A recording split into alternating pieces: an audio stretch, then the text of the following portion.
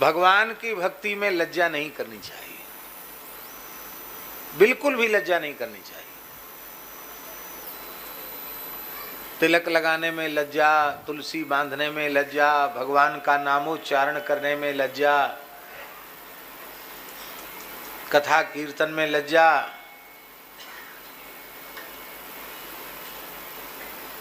वस्तुतः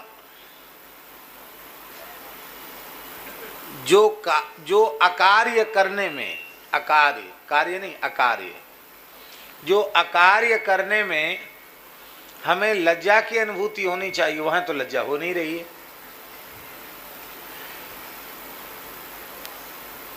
और जहां लज्जा करने से ही हमारा सर्वनाश हो रहा, वहां हमको लज्जा हो रही है।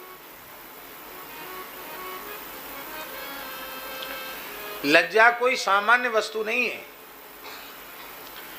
कुलीन, धर्मनिष्ठ, सदाचारी पुरुष का लक्षण है वह लज्जाशील होता है, लज्जावान होता है।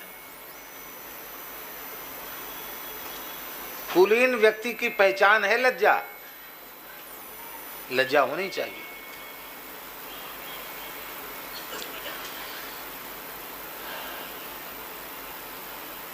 धर्म की जो 13 पत्नियां हैं, उन 13 पत्नियों में एक पत्नी है ह्री। क्या है?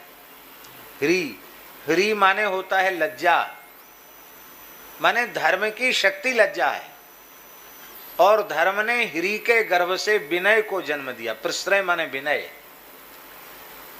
धर्मशील व्यक्ति लज्जावान होता है, और जो लज्जावान होता है वो विनयी होता है, विनयशील होता है। निर्लज्ज व्यक्ति को अपने से बड़ों को अपमानित करने में भी लज्जा नहीं आती।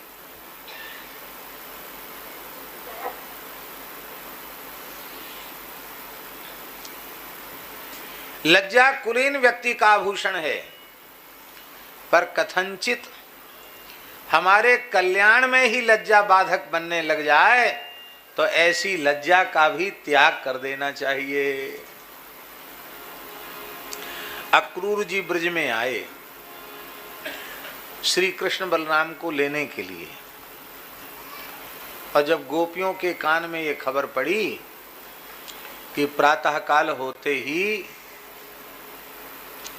अक्रूर हमारे प्राण जीवन धन कृष्ण बलराम को लेकर मथुरा चले जाएंगे, तो वहां गोपियों ने जो कुछ गाया वो सुनाना हमारा प्रयोजन नहीं है। वहां केवल एक विशेष बात को हम रेखांकित करना चाहते हैं, वो ये है कि गोपियों ने कहा कि अब हम लोक लाज नहीं रखेंगे, अब हम लोक लाज का त्याग कर देंगे। हमारे जो जेठ लगते हैं, ससुर लगते हैं, हमारे पूज्य गुरुजन लगते हैं, वो भले ही हमारे सामने खड़े रहें, अब हम उनकी लाज नहीं रखेंगी। अब तो हम रथ के आगे लेट जाएंगी, श्री कृष्ण का हाथ पकड़ लेंगी, कोई कहती है चरण पकड़ लेंगी, कोई कहती है पीतांबर पकड़ लेंगी, जाने नहीं देंगी। अब बड़े बूढ़ों की लाज नहीं करेंगी हम। क्यों? विसृज्य लज्जाम रुरुदुस्म सुस्वरम। लज्जा का विसर्जन कर दिया गोपियों ने। विसृज्य लज्जाम रुरुदुस्म सुस्वरम। गोविंद दामोदर माधवेति विसृज्य लज्जाम रुरुदुस्म सुस्वरम।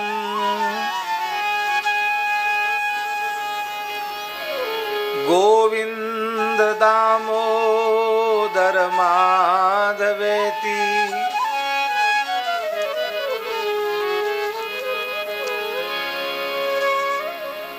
और वैसे देखा जाए तो या श्री स्वयं सुकृतिनाम भुवनेश्वर लक्ष्मी पापात्मनाम कृतधियाम हृदयेषु बुद्धि श्रद्धा सताम कुल जन प्रभवेशु लज्जा।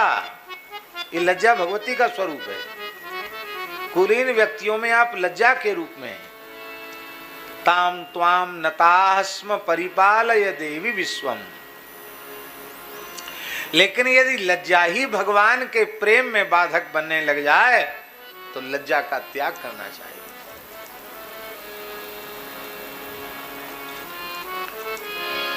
इसलिए भगवान की भक्ति में लज्जा नहीं करनी। एक महात्मा कहते थे केशवराम जी, विनोद में बोलते, भजन में बाधक सबसे बड़ी बीमारी क्या है? भगवत भजन में, भगवत स्मरण में बाधक सबसे बड़ी बीमारी क्या है? तो सबसे बड़ी बीमारी है, ये महात्मा कहते थे, यही तो है सबसे बड़ा रोग कि क्या कहेंगे लोग।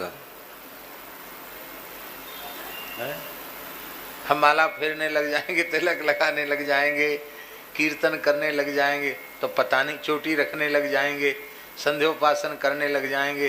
अरे ये आंख नाक कान दबा के क्या कर रहे हैं? पानी में इधर उधर पानी क्यों उलीच रहे हैं? तर्पण करने लग जाएंगे।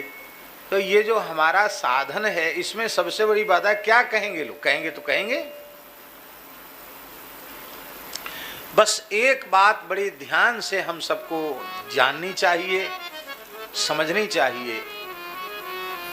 हमारी कोई भी क्रिया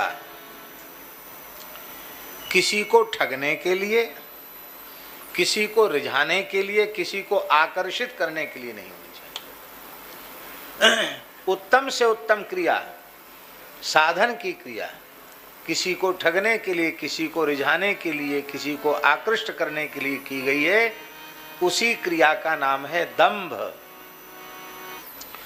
और ये दंभ जो है ना, सबसे खतरनाक है। सारे विकार पकड़ में आ जाते हैं।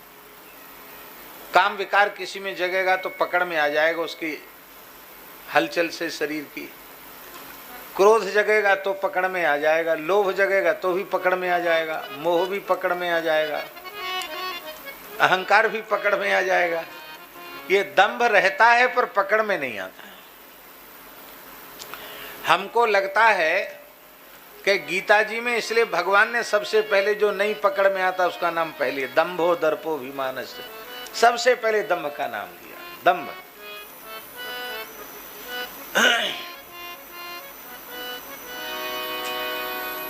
हम जो कुछ करें अपने प्राण जीवन धन भगवान को रिझाने के लिए करें बस। उसमें यदि लज्जा बाधक बन रही हो तो लज्जा का त्याग कर दें।